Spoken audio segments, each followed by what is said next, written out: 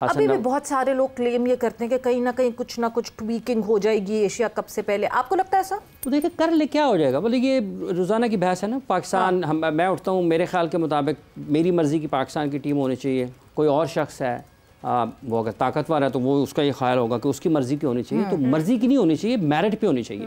जो मेरिट है उसके ऊपर आना चाहिए। लोगों का ख्याल है कि बाबर को और रिजवान को होना चाहिए, तो आप एक सोच ये भी है। लेकिन अगर वो नहीं है तो क्या क्रिकेट रुक जानी है पाकिस्तान की? क्रिकेट तो आगे बढ़नी है ना। ये जो लोग हैं इन्हीं में से हो सकता है कि वो अच्छा परफॉर्म करें। अब ये अलग बहस है कि आपने खुद अपने खिलाड़ियों का क्या किया। देखिए एक पाकिस्तान के पास इस सिस्टम में जब खिलाड़ी आता है ना, हाईएस्ट लेवल पे जब आता है तो उस वक्त वो ठीक होता है। कौन सा ऐसा खिलाड़ी है जिसकी कारकर्दगी मतलब नेक्स्ट लेवल पर गई है और उसने अचीव किया है जो वो कर सकता था? तो आपको नजर आएगा यार ये अच्छे भले खिलाड़ी थे, कहाँ आए कहाँ रह गए। लेवल कम ही होता चला गया एक्सपीरियंस के साथ साथ। बाबर रिजवान की आपने बात की, तौसीफ साहब, मैं ऑब्वियसली एक ये ऐसा टॉपिक है, कितना टची टॉपिक है पाकिस्तान क्रिकेट की बात करें, बिकॉज हमें ये जो है ना ग्रुप्स में बटे हुए लोग दिखते हैं, जहां बाबर और रिजवान की जिस तरह फौरन बात हो जाती है और पता नहीं क्यों दोनों को जोड़ी में ही हमेशा जो है उनका जिक्र किया जाता है। वो रिदम में बन गया बाबर रिजवान बाबर रिजवान। आपकी क्या राय है इस हवाले से कि हम आगे देखना ही नहीं चाहते इस बात से और यही सोचते हैं कि नहीं जी बाबर रिजवान के बगैर कैसे जीत मिलेगी, दो कि उनके साथ भी जीत नहीं मिल रही थी हमें? देखिए हाफिज साहब ने जितनी बातें की हैं ना, सबसे बहुत ज़बरदस्त बातें की है और पूरा 1 मिनट में उन्होंने सारा नक्शा खींच के देख लिया। प्रॉब्लम कहाँ, वही आपने जो कहा, पॉलिटिक्स, आपस में ये वो सब हुआ, ग्रुप्स बने हुए। खामोशी इसलिए हो गई कि आदमी ऐसा बैठा हुआ है कि अभी नहीं, लेकिन वो डिसीजन नहीं हो रहा है। अगर डिसीजन लेंगे तो मेरा ख्याल है बहुत सारे ही निकाले जाएंगे, 2 3 4 और निकाले जाएंगे इसमें से जो ग्रुप्स का। अच्छा क्या प्रॉब्लम क्या हुई है, मैं पूरे मीडिया में यहाँ इतना बड़ा इवेंट हो रहा है शुरू, हम कितने टाइम से देख रहे हैं वेस्ट इंडीज़ ये जो गए हम बांग्लादेश, बाबर रिजवान, इसके अलावा हम बात ही नहीं कर रहे। देखिए मेरा मानना यह है कि पिछला हो गया जो हो गया, हम भी कसूरवार हो सकते हैं उसमें साथ, लेकिन हम कहते थे कि भाई कुछ लोगों को ट्राई कर लो, कुछ लोगों को ट्राई कर लो, नहीं करते थे। ठीक है, कप्तान और उसको दे दिया कि भाई ये कोच आप ले लें, मिकी आर्थर थे जो दे दिया। सवाल ये है कि आप चाहते हैं कि बेंच पे कोई बाहर बैठा हो। 2 आदमियों ने आन के परफॉर्मेंस किए जिसमें फरहान जो हैं वो सबसे आगे, तो सबके हिल गए सब कि ये हुआ क्या। अब मेरा मानना यह है कि देखिए आप इन लोगों को ट्राई कर लें, बड़ा अच्छा मौका मिला है आपको, ये जो 2 3 4 मैचेस में आपको मिल रहे हैं, बड़ा अच्छा मौका मिल रहा है आपको कॉम्बिनेशन बनाने का। हाफिज साहब ने कॉम्बिनेशन पे जो बात की है ना, वही मेन चीज़ है। आप कॉम्बिनेशन खिला ही नहीं रहे। मैंने अभी शाहीन की टीम में देखा, ये जो सेमीफाइनल हुआ उन्होंने स्पिनर भर दिए और वो नियाजी वो जो कैप्टन है वो नया बॉल कर रहे हैं। क्या मजाक है, हर जगह पे ये आपने किया हुआ है। ये कोच है माइक हैसन, इन्होंने क्या किया, ये तो कॉम्बिनेशन बना ही नहीं रहे। ऑलराउंडर किधर से लाओगे भाई ऑलराउंडर? दुनिया कहती रही कि स्पिनर ले जाओ, हम जो टूर्नामेंट हुआ आप किसी के जूं तक नहीं रहेंगी।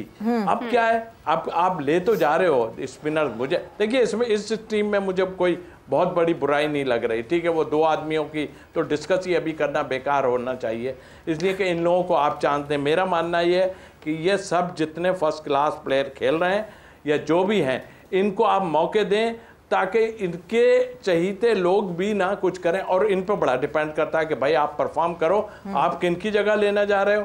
आप बाबर की जगह लेने जा रहे हो तो करके दिखाओ भाई, आपको अब चांस मिल रहा है। पहले तो आप कहते थे ऐसा है ऐसा, कॉम्बिनेशन। अगर आप कॉम्बिनेशन सही नहीं खिलाओगे। माजरत चाहती हूँ, कॉम्बिनेशन के साथ ही एक और बहुत इंपॉर्टेंट बात ये भी है कि आप अफगानिस्तान के साथ अगर कंपैरिजन पाकिस्तान का करें, एक वक्त था कि हमें अफगानिस्तान से हारने का बहुत दुख था, लेकिन आज हमारे लिए उनसे हारना कोई बड़ी बात नहीं है। इनफैक्ट हमें डर है इस बात का कि उनकी टीम इतनी स्ट्रॉन्ग है कि वो हमें हरा सकती है। क्या रीज़न है, ऐसी सिस्टमेटिकली क्या प्रॉब्लम आई है कि अफगानिस्तान की टीम बेहतर से बेहतरीन हो गई और हम बदतर से बदतरीन हो गए? सिर्फ अफगानिस्तान ही नहीं, बाकी टीमों ने सब ने। अभी आप इंग्लैंड और साउथ अफ्रीका की सीरीज देख लीजिए।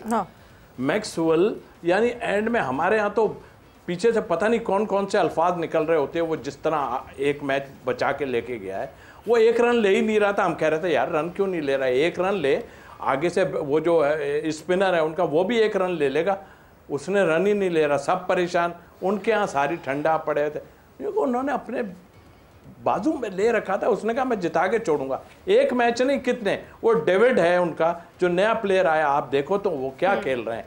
तो उनका सबका फोकस क्रिकेट टीम बनाने पे, पाकिस्तान मतलब आई मीन के अपनी टीम बनाने पे लगा हुआ था। हम अपने झगड़ों में लगे हुए थे और अभी भी यही सिलसिला है। ये आपको इससे हटना पड़ेगा। देखिए ये फॉर्मेट है, यूएई की टीम अभी बांग्लादेश को भी हराया और उसने न्यूजीलैंड को भी एक मैच में हराया था, मुझे जहाँ तक याद पड़ रहा है।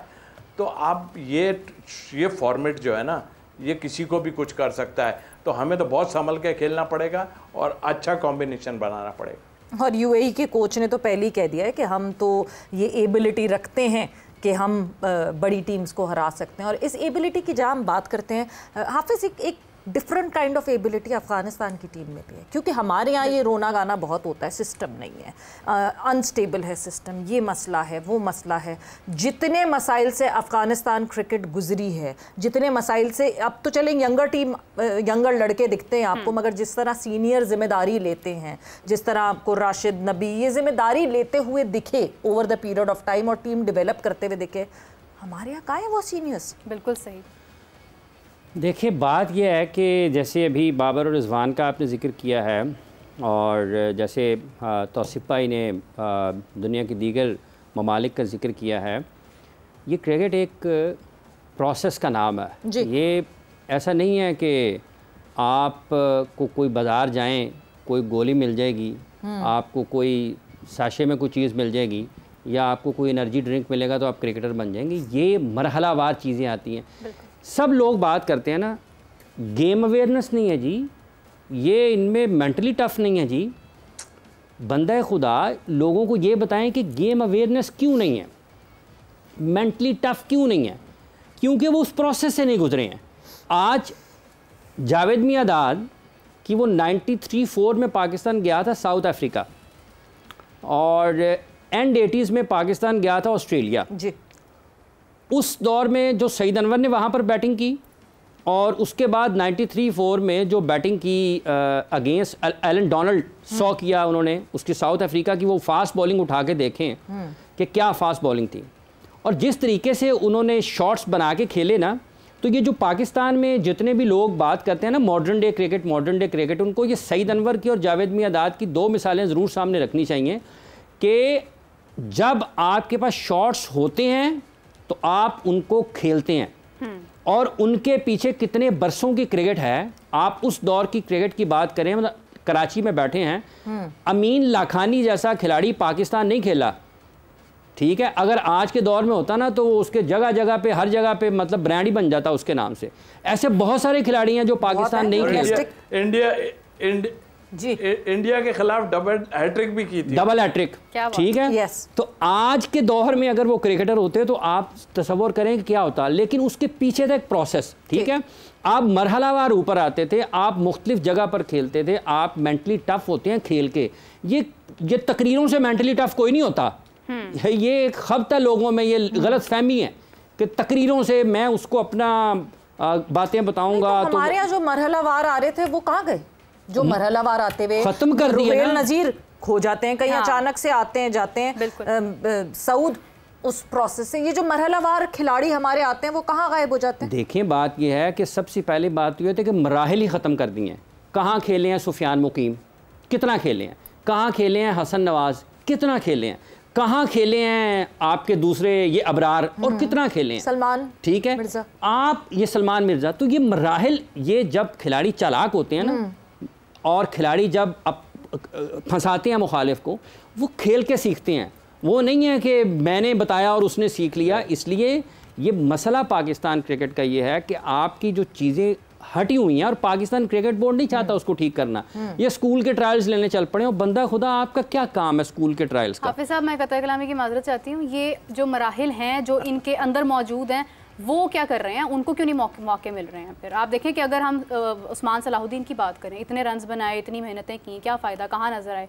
जो हैं इस मरहले में उनकी तो उम्रें वहीं पर ख़त्म होती जा रही हैं, वहीं पर वो 30-31 साल के होते जा रहे हैं। देखिए वो तो अब उस्मान सलाहुद्दीन का तो वक्त खैर गुजर गया, बिल्कुल ठीक है। वो एक दौर में मोहम्मद वसीम साहब चीफ सेलेक्टर थे पाकिस्तान क्रिकेट बोर्ड के, मैंने उस प्रेस कॉन्फ्रेंस में मौजूद था, मैंने और उनको टीम से इसलिए ड्रॉप किया गया कि वो ज़रा ना उनका स्ट्राइक रेट कम है और वो टेस्ट मैच खेलते हैं। तो मैंने वसीम साहब से पूछा कि 2011 में लगभग आपने उमर अकमल को, आपने नहीं, पाकिस्तान क्रिकेट बोर्ड ने उमर अकमल को ड्रॉप कर दिया जी, वो तेज़ खेलता है टेस्ट मैच। हाँ। अब चंद साल के बाद आप उस्मान सलाहुद्दीन को ड्रॉप कर रहे हैं कि जी वो आहिस्ता खेलता है। तो ये क्या है, किस जगह पर आप खड़े होंगे? और ये देखें कि आपके टेस्ट मैच में पाकिस्तान सेकंड न्यू बॉल तक जाता नहीं है, और मसला क्या है? Strike rate. पाकिस्तान दूसरे नए बॉल तक नहीं जाता, टेस्ट मैच तीसरे दिन ख़त्म हो जाता है, मसला क्या है? Strike rate. तो आप चल अगेंस्ट रहे हैं ना, ये कैसे हो सकता है कि आप रिवर्स गियर लगाएं और आप कहें जी मेरी गाड़ी आगे को जाए? नहीं हो सकता। तो जो, और पाकिस्तान क्रिकेट बोर्ड ये चाहता है, इदारे हमेशा ये चाहते होते हैं इस सतह के ऊपर ना, कि डिवाइड एंड रूल, इनको तकसीम करते रहो, और ये जो खबरें आती हैं और ये जो तरदीदें आती हैं, और ये भी हमें ये भी क्या प्लेयर्स पावर की ये बात करते हैं, यार ये प्लेयर ने की पावर है, इन्होंने पावर ही कोई नहीं, इन्होंने मतलब है कि करना है।